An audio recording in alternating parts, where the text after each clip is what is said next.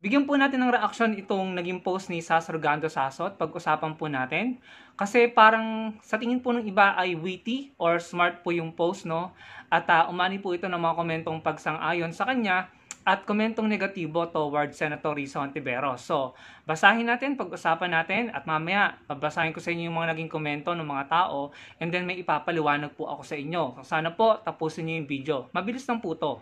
Sabi dyan ni Sas Rogando Sasot, Risa to Alice Guo, walang birth record ang tatay mo sa PSA. Tapos yung parang naging response niya, Babe, Risa, Chinese national nga. Papaano magkaka-birth certificate sa PSA? So kung babasahin mo yung post na yan, may isip mo siguro na, ay ang witty, no? Ang smart naman. Tama nga naman. Chinese national, paano nga naman magkakaroon ng birth record sa PSA? Pero may i-share po ako sa inyo na naging dahilan kung bakit na-mention ni Senator Risa na walang birth record sa PSA yung father ni Alice Guo. Pero bago yan, ito po ang mga naging reaksyon or komento ng mga followers niya or ng mga netizen dun sa naging post ni Sas Rogando Sasot. Sabi dito ni Cora na sobrang labright, a great bully, someday magkaroon ka ng katapat. Sabi ni Cora, and I think ang tinutukoy niya dito ay si Senator Risa. Sabi dito ni Rogeline, si Risa pa epal, bobita naman. Ayan po. At sabi pa dito ni Romel, pasigawan mo nga kay Gadon si Risa, Ma'am Sas Rogando Sasot. Baka magkalaman utak niya. At sabi dito ni Linda, Sas, is Risa plain STUPID or just brainless? So yan po yung mga naging komento ng mga followers niya or ng mga netizen dun sa naging post ni Sas Rogando Sasot. Evident naman po na negatibo yon towards Senator Risa Hontiveros. Kasi nga naman, kung babasahin mo yung post ni Sas, parang ang witty nga naman, ano? Parang ang talino, ang smart kasi nga Chinese citizen. Pero hinahanapan or sinasabi ni Senator Risa na walang birth record sa PSA. Pero ano po ba yung nangyayari sa hearing? Ito po kasi yung nangyari sa hearing. At malamang ito po yung reason kung bakit nasabi ni Senator Risa na walang birth record sa PSA yung tatay ni Alice Guo. Napag-alaman po, babasahin ko. Ito po ay galing sa GMA News Online. Sabi dyan, during Wednesday's hearing, senators also questioned why Guo introduced her father as Chinese when he was declared as Filipino citizen in her birth certificate. Ayun, maliwanag na ayun ang rason kung bakit nasabi ni Senator Risa na walang PSA birth records yung tatay ni Guo. Kasi nga naman po, nakadeklara sa birth certificate ni Guo na Filipino citizen po yung tatay niya.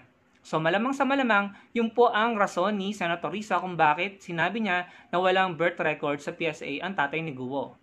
So siguro ang pinagbasihan lang ni Sas is yung statement ni Guo na Chinese yung tatay niya.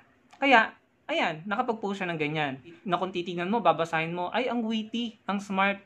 Bakit nga naman sasabihin pa ni Senator Risa na walang birth records ang tatay ni Guo, considering na Chinese citizen nga daw? Pero siguro, ang hindi alam nito ni Sas at ng mga followers niya na nag-comment, no, yung mga netizen na nag-comment ng pagsang-ayon sa kanya at may temang negatibo towards Senator Risa Hontiveros, siguro ang na-miss nila ay yung impormasyon na nakalagay sa birth certificate ni Guo na Filipino citizen ang tatay niya. Kaya naman, sinabi ni Senator Risa na walang birth records yung tatay ni Guo sa PSA. So, kung kayo po ay hindi magbabasa at magsasaliksik further, talagang sasabihin nyo sa sarili nyo, ay ang witty ni Sas, ang smart, no? Bakit nga naman sasabihin mo pa na walang PSA birth record yung tao, Chinese citizen nga? Kaso hindi lang kasi yun doon nagmumula, Hindi doon ang hugot ni Senator Risa. Ang hugot niya is doon sa birth records ni Guo, nakadeklarang Filipino citizen yung tatay niya. Kaya naman, sinaliksik nila kung meron bang PSA birth records yung tatay ni Guo at nalaman nilang walang birth records. Ganun din po ang sinasabi nila patungkol sa mga dokumentong nagpapatunay ng kasal ng mga magulang ni Guo.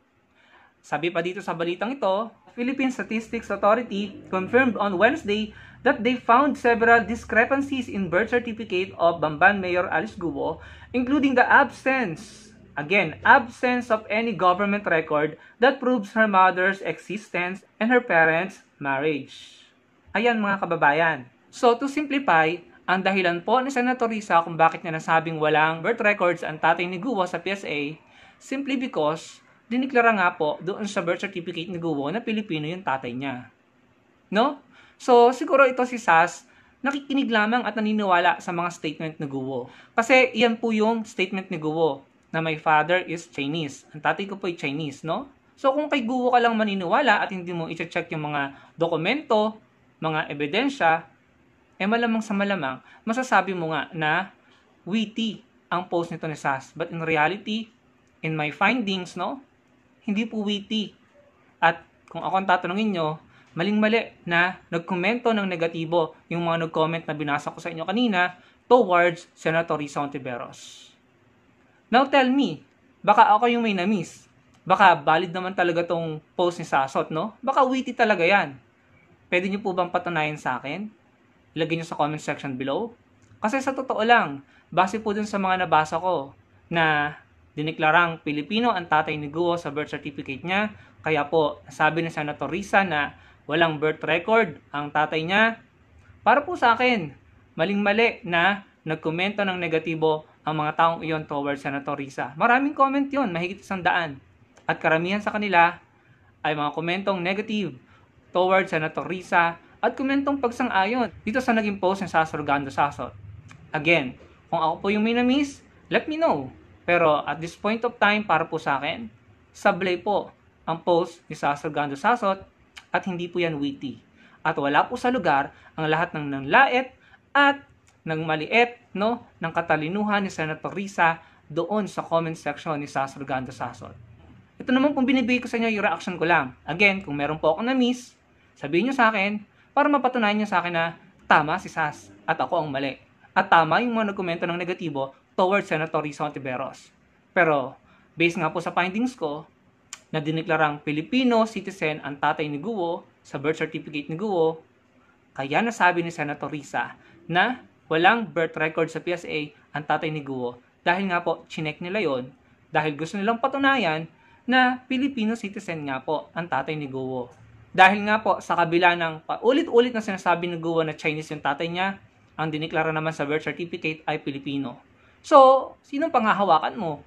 Yung sinasabi or yung legal documents, no? So, siguro, tinignan nila Senator Risa yung legal documents at nakita nila, nakadeclare na Filipino citizen. So, tignan natin kung may birth certificate. Wala po silang nakita. Ganun din sa marriage certificate at kahit anong government document na nagpapatunay ng existence ng nanay ni Mayor Alice Guo. So, ang mga kababayan, kayo pong tatanungin ko, witty ba yung post ni Sas? Smart? Matalino ba? At nasa lugar po ba yung mga naging komento ng mga taong nagkomento sa kanyang post? Comment down below. Gusto ko pong malaman ng inyong opinion. Kaya talagang napakahalaga po talaga na hindi lang tayo basta-basta naniniwala at sumasang-ayon sa mga post ng mga tao, ng mga content creator at mga influencers. Kailangan din natin magbasa, panoorin, pakinggan yung mga pangyayari na related doon sa content or post ng tao or influencer.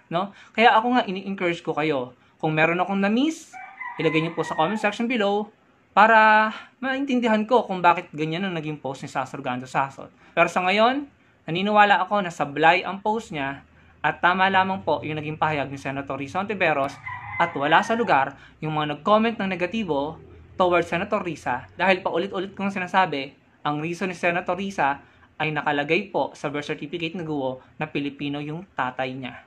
So sana po naipaliwanag ko ng maayos. At sana po mag-comment kayo kung naintindihan niyo po yung paliwanag ko. Sana po may share niyo itong video na ito para mas maraming makaalam at makapag-participate sa ating discussion. Maraming pong salamat.